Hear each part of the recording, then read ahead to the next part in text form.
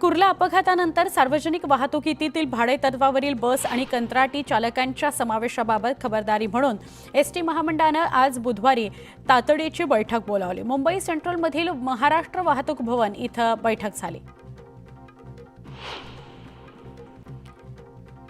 एसटीला दरमहा 850 ते 900 कोटी रुपये महसूल मिळतो। यंदा दिवाळीमुळे एसटीच्या तिजोरीत 1000 कोटी रुपयांचा महसूल जमा झालाय। मात्र अजूनही एसटी कर्मचारी वेतनाच्या प्रतीक्षेत आहेत। देशातील तब्बल 18 कोटी 74 लाख शेतकऱ्यांवर कृषी कर्ज असल्याची माहिती सरकारनं संसदेत दिली आहे। ही 31 मार्च पर्यंतची आकडेवारी असून कर्जबाजारी शेतकऱ्यांच्या यादीत तामिळनाडू अव्वल आहे, तर उत्तर प्रदेश आणि कर्नाटक अनुक्रमे दुसऱ्या आणि तिसऱ्या स्थानी आहे। विधिमंडळाचं हिवाळी अधिवेशन अवघ्या एका आठवड्यावर आलं असताना प्रशासनाकडून युद्धपातळीवर तयारी सुरू आहे। हिवाळी अधिवेशनाकरता 18 ते 20 हजार अधिकारी कर्मचारी नागपुरात पोहोचणार आहेत। अतिरिक्त कामाच्या ताणाचा फटका बसत असल्यामुळे वैमानिकांना पुरेशी विश्रांती मिळेल, या अनुषंगाने तयार करण्यात आलेले वैमानिकांचे नवे वेळापत्रक नववर्षापासून लागू होणार आहे। दिल्ली उच्च न्यायालयाने देखील तसे आदेश डीजीसीएला दिले आहेत। महाराष्ट्रातील जिल्हा सहकारी बँका आणि राज्य सहकारी बँकेनं एनपीएच्या बाबतीत देशभरातील सगळ्या बँकांना मागे टाकत पहिला क्रमांक पटकावला आहे।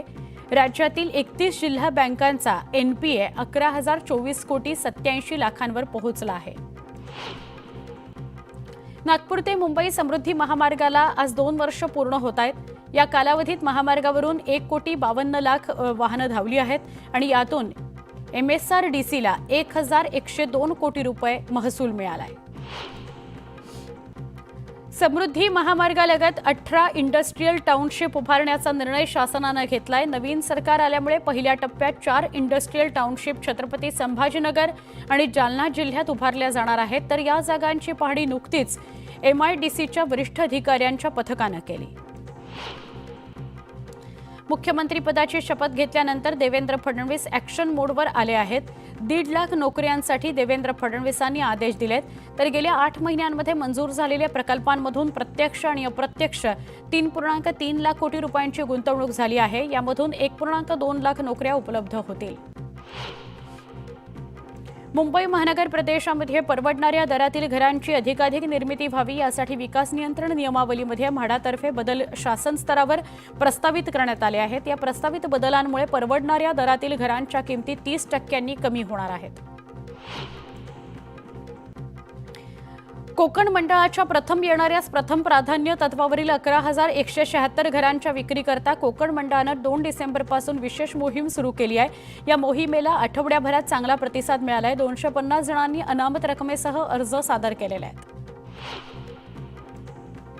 परंपरागत इंधनाबरोबरच नव्या इंधनावर भारतात वाहनांची निर्मिती वाढते आहे। भारतातील वाहन उद्योगाचा वेग एवढा आहे की पुढील 5 वर्षात भारतीय वाहन उद्योग जगातील क्रमांक 1 चा वाहन उद्योग होईल, असं केंद्रीय रस्ते वाहतूक मंत्री नितीन गडकरी यांनी म्हटलं आहे। मेहुल चोक्सीशी संबंधित असलेल्या 2,565 कोटी रुपयांच्या मालमत्तांचा लिलाव करण्यासाठी विशेष पीएमएलए कोर्टाने परवानगी दिली आहे। त्यानुसार 125 कोटींची मालमत्ता फसवणूक झालेल्या बँकांना देण्यास सुरुवात झाली आहे। भारतीय पासपोर्टची पॉवर आणखी वाढली असून जगभरातील 124 देशांमध्ये प्रवास करता येणार आहे। म्हणजेच या देशांमध्ये जाण्याकरता तुम्हाला व्हिसा मिळवण्यासाठी फार प्रयत्न करावे लागणार नाहीत। कल्याण इथल्या ऐतिहासिक किल्ले दुर्गाडीवर मजलिसे मुसावरीन औकाफ या मशीद संघटनेने केलेला दावा तब्बल 48 वर्षांनंतर न्यायालयाने फेटाळून लावला। दुर्गाडी किल्ल्याची जागा ही राज्य शासनाच्या मालकीचीच असल्याचं न्यायालयाने सांगितलं।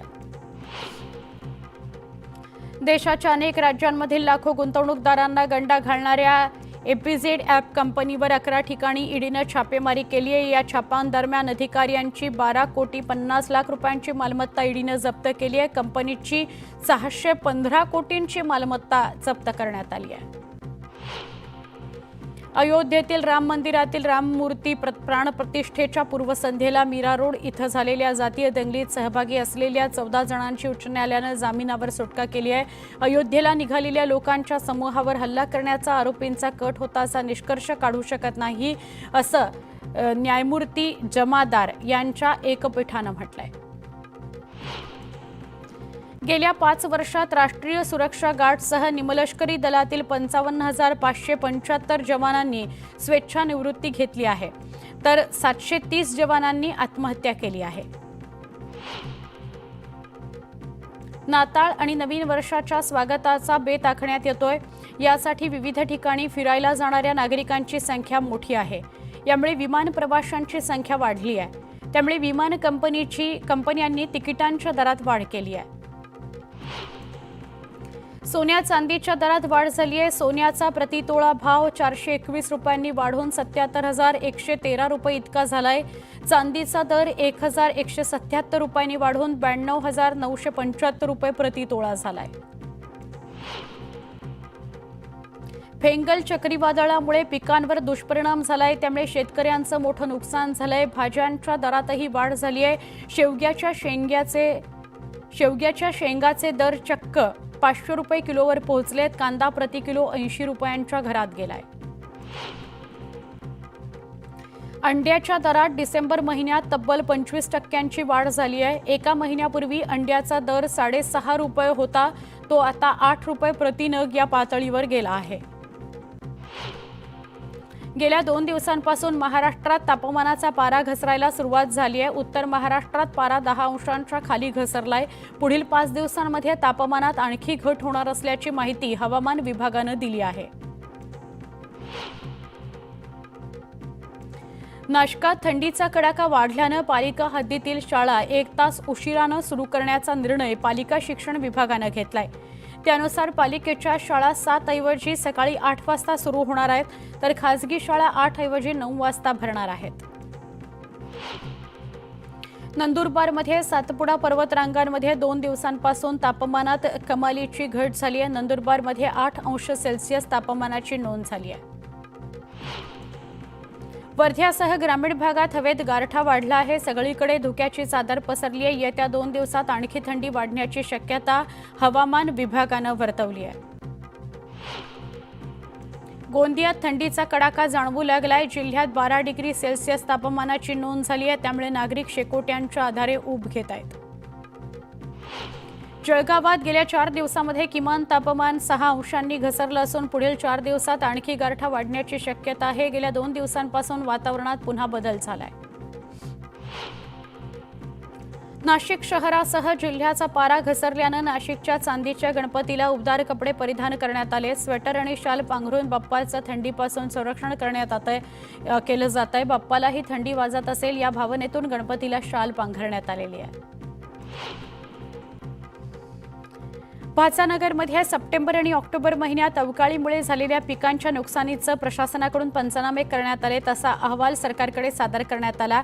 मात्र अद्यापही नुकसान भरपाई देण्यात आलेली नाही. जुन्नर तालुक्यातील रब्बी हंगामातील कांदा लागवड अंतिम टप्प्यात आली आहे. मात्र मंजूर टंचाईचा मोठा सामना शेतकऱ्यांना करावा लागतोय.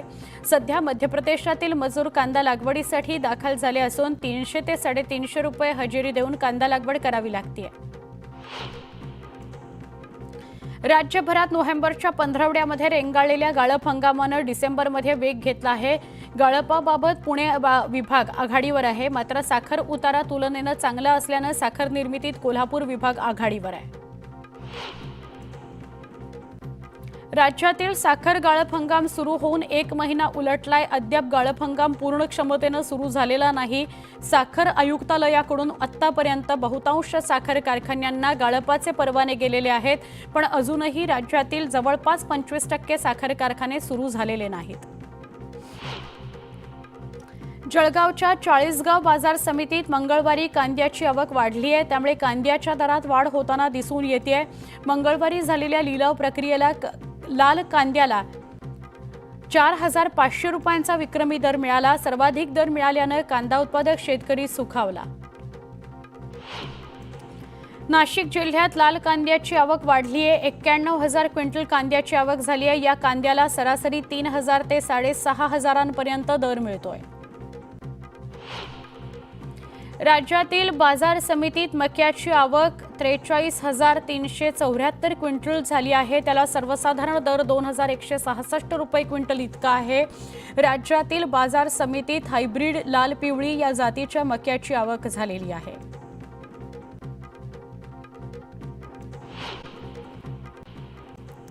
येत्या 12 डिसेंबरला शरद पवारांचा 85वा वाढदिवस आहे. याच करता नाशिकमधील कार्यकर्ते शरद पवारांना अनोखं गिफ्ट देणार आहेत. 1940 मधील भारतातील ब्रिटिश राजा किंग जॉर्जच्या काळातील चांदीची 85 नाणी वापरून पवारांचं डिजिटल पोर्ट्रेट काढण्यात येणार आहे. नागपुरात लाखो रुपयांचा मालमत्ता कर थकीत असल्यानं महापालिकेनं भूखंड जप्तीची कारवाई केली आहे. धरमपेठ, लकडगंज या ठिकाणी अनेक भूखंडांवर जप्तीची कारवाई करण्यात आली आहे. नंदुरबारमधील तोरणमळ या भागात बस सेवा गेल्या 2 महिन्यांपासून बंद आहे. या ठिकाणी 4 मिनी बस सेवेत होत्या, पण त्या धोकादायक असल्यानं या ठिकाणी बस सेवा गेल्या 2 महिन्यांपासून बंद आहेत. आता स्थानिकांसह पर्यटक नव्या मिनी बसेसची वाट बघतायत. सोलापूर पालिकेच्या अधिकाऱ्यांनी सोलापुराला पाणीपुरवठा करणाऱ्या जलवाहिनीची पाहणी केली. जलवाहिनीच्या कामाकरता 3.25 कोटी खर्च केला असून त्यामुळे सोलापूरकरांना सुरळीत पाणीपुरवठा होण्यास मदत होणार आहे. सोलापूर विद्यापीठाच्या नवीन प्रशासकीय इमारतीसमोर 14 कोटी 82 लाख खर्च करून राजमाता अहिल्यादेवी होळकर यांचं भव्य स्मारक साकारलं जात आहे. त्याकरता 31 डिसेंबरपर्यंतची मुदतवाढ देण्यात आलेली आहे. छत्रपती संभाजीनगरमध्ये सरकारी कार्यालयांची 25 कोटींची वीज बिलं थकीत असल्याची माहिती समोर आली आहे. वीज बिल थकबाकीमध्ये मनपा पहिल्या क्रमांकावर आहे. सिडको आणि छावणी कॅन्टोन्मेंट बोर्डाचाही यात समावेश आहे. रेशन धान्य दुकानातून वितरित होणारं मोफत धान्यांचं डिसेंबर महिन्यांचं वितरण राज्यात ठप्प झालंय.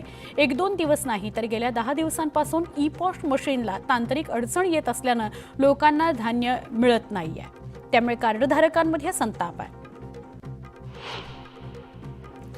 रायगडच्या म्हसळा तालुक्यामध्ये डिसेंबर महिन्यामध्ये येणारी आंब्याची पहिली पेटी यावर्षी यायला 2 महिने लागणार आहेत. हवामान बदलाचा फटका आंबा पिकाला बसल्यामुळे आंबा बाजारात फेब्रुवारीमध्ये न येता तो मार्च किंवा एप्रिल महिन्यामध्ये बाजारात येण्याची शक्यता आहे. सिंधुदुर्ग जिल्ह्यातील वनक्षेत्रामध्ये 5 वर्षांपूर्वी वाघांची नोंद 0 होती. नव्या व्याघ्र गणनेमध्ये वाघांची संख्या 8 वर गेलेली आहे. मात्र या ठिकाणचं जंगल क्षेत्र हळूहळू घटतंय, त्यामुळे चिंता व्यक्त होतीये.